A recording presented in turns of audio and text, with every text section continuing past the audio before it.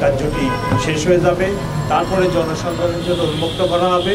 এই জন্য আমি সকলকে আবার অনুরোধ করতেছি, ঢাকাবাসীকে অনুরোধ করতেছি, ওনারা জন্য এই সময়টা একটু মেনে আসেন, তাহলে ওনাদেরও কষ্ট কম হবে। ওনারা এসে যদি ওই পলিসির ওখানে দাঁড়ায় থাকেন ঘন্টার পর ঘন্টা, অনেক সম্মানিত মহিলারা আসেন, বাচ্চা মেয়েরাও অনেকে আসেন, আমি চাই না ওনাদের এই কষ্টটা হোক।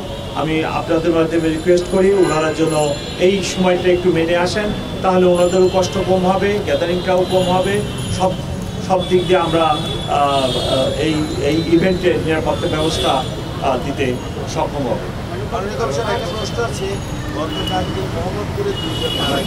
এটা ভিন্ন প্রসঙ্গ, অন্য সময় জিজ্ঞেস করি, আমার মিডিয়া সেন্টারে জিজ্ঞেস করি।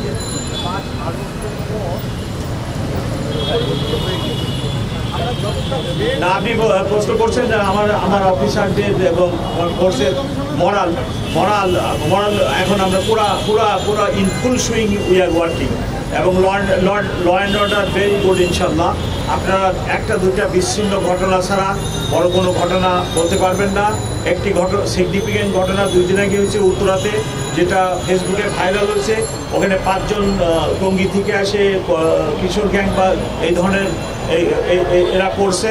ওই 5 জনই আপনারা কালকে আমরা মিডিয়াতে দিয়েছি, 5 জনকেই অ্যারেস্ট করা হয়েছে, সন্ত্রাস দমনের মামলা নেওয়া হয়েছে। গতকালকে তাদেরকে সেন্ট আপ করা হয়েছে, রিমান্ডে আনা হচ্ছে। আমরা সাকসেসফুলি ওটা হ্যান্ডেল করছি। আমি মনে করি বিচ্ছিন্ন 1-2টি মেনলি মোবাইল ছিনতাই ব্যতীত নগরীতে বড় ধরনের কোনো অপরাধ নেই, ল অ্যান্ড অর্ডার কোনো সমস্যা নেই, এভরিথিং ইজ নর্মাল ইনশাল্লাহ। এবং আমার অফিসার ফোর্স সবাই আমরা মনোবল ফিরে পেয়েছি এবং চমৎকারভাবে কাজ করতেছি। Thank you very much. আপনার আগে দাঁড়ান, আপনারা বসে থাকেন,